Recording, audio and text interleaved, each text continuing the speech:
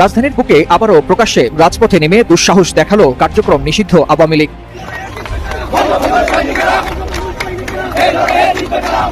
এমন অবস্থায় কিন্তু শাহবাগ থানার সামনে পুলিশের একটি বিশাল টিম কিন্তু এখানে সড়কে বাধা দিয়েছেন, অর্থাৎ তাদের যে পদযাত্রাটি ছিল সেটি কিন্তু পুলিশের বাধায় এখানে একটি বিশাল বেষ্টনী আমরা দেখতে পাচ্ছি, যেটি দিয়ে কিন্তু তারা সরকার প্রধানের উদ্দেশ্যে কঠোর বার্তা প্রদান করছে। সেই পদত্যাগ করবে ৭১ সালের মতো আবারও গর্জন দিয়ে জেগে উঠতে হবে। একারামে রক্ষা নেই এবার সুগ্রীব দোসর। একদিকে সেনার চাপ, অপরদিকে আওয়ামী লীগের চাপ। ইউনূসের অবস্থা এখন স্যান্ডউইচের শসার মতো। দর্শক, আজকে হঠাৎ করে আওয়ামী লীগের বিশাল এক মিছিল দেখা গিয়েছে রাজধানীতে।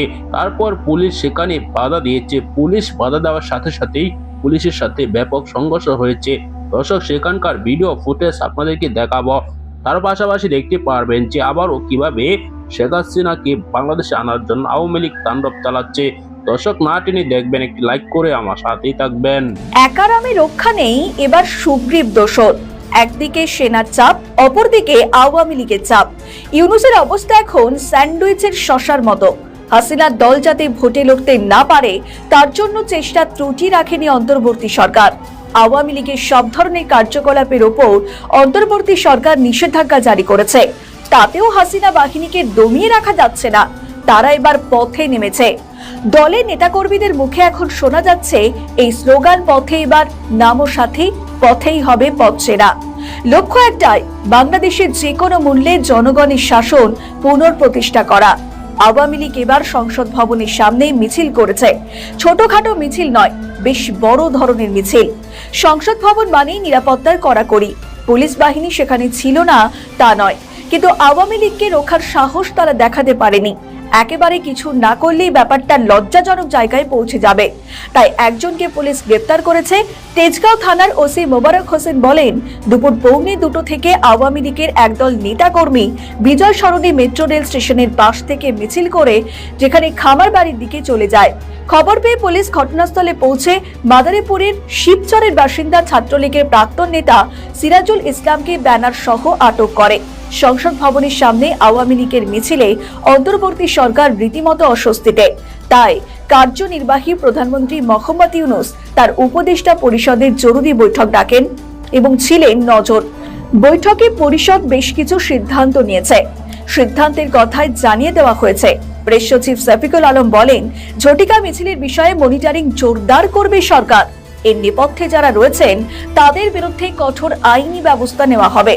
ফ্যাসিবাদী শক্তি যখন দেখছে যে দেশ নির্বাচনের দিকে যাচ্ছে, জুলাইয়ের হত্যার সঙ্গে জড়িত ব্যক্তিদের বিচার দ্রুত হচ্ছে, এখন তারা বেপরোয়া হয়ে উঠছে। এর ফলে দেশের শান্তি শৃঙ্খলা পরিস্থিতির অবনতি ঘটছে। গণতান্ত্রিক অগ্রযাত্রাকে ব্যাহত করার জন্য সর্বাত্মক শক্তি নিয়ে মাঠে নামছে। একটা এখন জাতীয় নিরাপত্তা ইস্যু হয়ে দাঁড়িয়েছে। দেশের সার্বিক নিরাপত্তার স্বার্থে ন্যূনতম ছাড় দেওয়া হবে না। স্থানীয় প্রশাসন যাতে অপ্রীতিকর পরিস্থিতির মোকাবিলা করতে পারে তার জন্য সরকারের তরফে তাদের অবাধ স্বাধীনতা দেওয়া হয়েছে। আসলে সংসদ ভবন চত্বরে আওয়ামী লীগের মিছিলে টনক নড়েছে সরকারের। সরকার একবারের জন্য অনুমোদন করতে পারেনি যে আওয়ামী লীগ এতটা বেপরোয়া হয়ে উঠতে পারে। একদিকে আওয়ামী লীগের একের পর এক শোডাউন, অন্যদিকে অন্তর্বর্তী সরকারের তৎপরতা, সব মিলিয়ে বাংলাদেশ হাওয়া বেশ তপ্ত। ইউনূসের মাথা ব্যথার আরো একটি কারণ রয়েছে। দেশের গোয়েন্দা দপ্তরের কাছে কি এই ধরনের খবর ছিল না? যদিও না থাকে তাহলে সেটা তো গোয়েন্দা বাহিনীর ব্যর্থতা। আগামী দিনে তাহলে এর থেকেও বড় কিছু ঘটতে পারে। দেশের সাম্প্রতিক রাজনৈতিক অস্থিরতা, সহিংসতা ও বিদেশি প্রভাব নিয়ে উদ্বেগ প্রকাশ করেছেন বাংলাদেশ ইসলামী ছাত্র শিবিরের কেন্দ্রীয় সভাপতি জাহিদুল ইসলাম। মঙ্গলবার কুমিল্লার এক স্কুলে কুমিল্লা মহানগর ছাত্র শিবির আয়োজিত অনুষ্ঠানে তিনি বলেন, ভারতের অর্থায়নে কার্যক্রম স্থগিত আওয়ামী লীগ ও নিষিদ্ধ সংগঠন ছাত্রলীগ ঢাকা সহ বিভিন্ন জেলা শহরে গোপনে ঝটিকা মিছিল চালাচ্ছে। পার্শ্ববর্তী রাষ্ট্র থেকে বিপুল পরিমাণ অর্থ বিনিয়োগ করে প্রশাসনের কিছু অংশকে নিজেদের মতো ব্যবহার করার চেষ্টা চালাচ্ছে তারা, যা কোনোভাবেই কাম্য নয়। আবরার ফাহাদ হত্যাকাণ্ড প্রসঙ্গে তিনি বলেন, এ ঘটনায় শুধু একজন শিক্ষার্থীর মৃত্যু ঘটেনি, বরং তা প্রকাশ করেছে দেশের শিক্ষাঙ্গনে কতটা গভীরভাবে বিদেশি প্রভাব প্রবেশ করেছে। আবরারের শাহাদাতের মধ্য দিয়ে পুরো একটি প্রজন্ম জেগে উঠেছিল, আর তার ত্যাগই আজকের তরুণদের অন্যায় ও আধিপত্যবাদের বিরুদ্ধে দাঁড়ানোর প্রেরণা। তিনি আরও বলেন, জুলাই আগস্টে যারা শিক্ষার্থী, সাংবাদিক ও সাধারণ মানুষকে হত্যা করেছে তাদের বিচার প্রক্রিয়া দ্রুত সম্পন্ন করতে হবে। এখন পর্যন্ত বিচার অগ্রগতি দৃশ্যমান নয় বলে মন্তব্য করেন তিনি। সরকারের প্রতি আহ্বান জানান, আইনশৃঙ্খলা বাহিনী ও গোয়েন্দা সংস্থাকে আরও সক্রিয় ও তৎপর রাখতে হবে যেন কেউ পুনরায় বিশৃঙ্খলা সৃষ্টি করতে না পারে। চুন খাইয়া গাল পুড়সি দই দেখলেও চুন লাগে। বাঙালি জাতির অবস্থানটা হয়ে গেছে এই মুহূর্তে এমন। বিশেষ করে আওয়ামী লীগ সরকার পতনের আগে সেন্ট মার্টিন নিয়ে নানান আলোচনা বক্তব্য আমরা শুনেছি। খোদ শেখ হাসিনা তিনিও পার্লামেন্টে দাবি করেছিলেন যে পশ্চিমারা মানে আমেরিকা সেন্ট মার্টিন চাচ্ছে আর তিনি দিচ্ছেন না, তো এই কারণে তাকে যে কোনো সময় ক্ষমতা থেকে ফেলে দিতে পারে।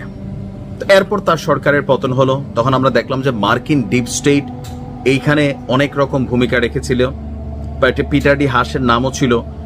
এরপর অন্তর্বর্তী সরকার ক্ষমতায় আসার পরে এই সেন্ট মার্টিন ইস্যুতে হুট করে আমরা একটা ব্যতিক্রমী সিদ্ধান্ত দেখলাম, জনসাধারণের প্রবেশ নিষেধ করে দিল, যে সেখানের যে জলজ প্রাণী আছে বা জীববৈচিত্র্য আছে সেটা সংরক্ষণের জন্য সেখানে আসা যাওয়ার মধ্যে সরকার নিষেধাজ্ঞা তৈরি করলো। দীর্ঘ একটা সময় সেন্ট মার্টিনে কি হচ্ছে তা সাধারণ মানুষ খুব ভালোভাবে জানতে পারতেছে না। তো এই সকল সিচুয়েশনে যখনই আমেরিকার কোন রকম অ্যাক্টিভিটিস ঘটে, মানুষের মধ্যে সন্দেহ তৈরি হয় যে আসলে ঘটনা কি, ধাপে ধাপে কেন এগুলা করতেছে।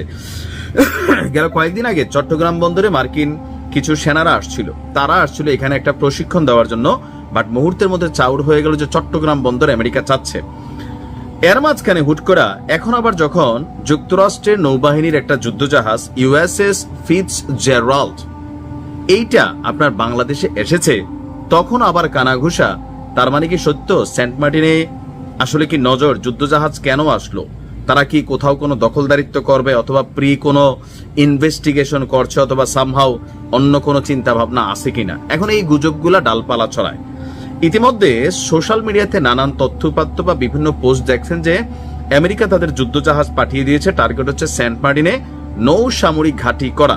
আমার মনে হয় আমি একদিন একটা আলাদা ভিডিও তৈরি করব যে আসলেই সেন্ট মার্টিনে কি আমেরিকা নৌ সামরিক ঘাঁটি করার মতন জায়গা আছে কিনা, অথবা এই জায়গাটাতে যদি তারা কোন রকম কি বলা হয় যে যখন যুদ্ধ বিমানের রানওয়ে করতে চায়, সেন্ট মার্টিনের যে দৈর্ঘ্য প্রস্থ তা কতটুকু উপযোগী। তবে সংক্ষেপে বলে রাখি, নৌ ঘাঁটি হোক অথবা সামরিক ঘাঁটি হোক, এটার জন্য সেন্ট মার্টিনের জায়গাটা পর্যাপ্ত না। এখানে চাইলেই অনেক কিছু করা সম্ভব না, এটার আয়তন, অবস্থান এবং এটার যে আকৃতি আছে ওইটার জন্য। তো যাই হোক, এখন কেন আসলে আলোচনাটা আসলো, বুধবার ইউএস নৌবাহিনীর জাহাজ ইউএসএস ফিটজেরাল্ড নামক এই যুদ্ধ জাহাজটি বুধবারে বাংলাদেশের জলসীমায় এসে পৌঁছেছে। আইএসপিআর এদিন সংবাদ বিজ্ঞপ্তি দিয়ে জানিয়েছে। দর্শক, শেখ হাসিনা যখন বাংলাদেশের ক্ষমতায় ছিলেন তখন কিন্তু বলেছিলেন সেন্ট মার্টিন দিয়ে দিলে আমি ক্ষমতায় থাকতে পারতাম। অবশেষে সেই সেন্ট মার্টিন কিন্তু বিক্রি হয়ে যাচ্ছে, এটাই কিন্তু এখন প্রমাণিত। বাংলাদেশে এসেছে মার্কিন যুদ্ধ জাহাজ। এর পরপরই আলোচনার জন্ম দিয়েছে বাংলাদেশে কেন হঠাৎ করে মার্কিন যুদ্ধ জাহাজ এসেছে। কিছুদিন আগে বাংলাদেশে এসেছিলেন মার্কিন সেনারা। দর্শক, এই ঘটনায় আরও আলোচনা জন্ম দিয়েছে কি ঘটতে যাচ্ছে, সামনে কি হবে। দর্শক, এই ভিডিওতে আপনারা দেখেছেন চাঞ্চল্যকর কিছু তথ্য। এ সকল বিষয় নিয়ে আপনার মতামত জানাবেন।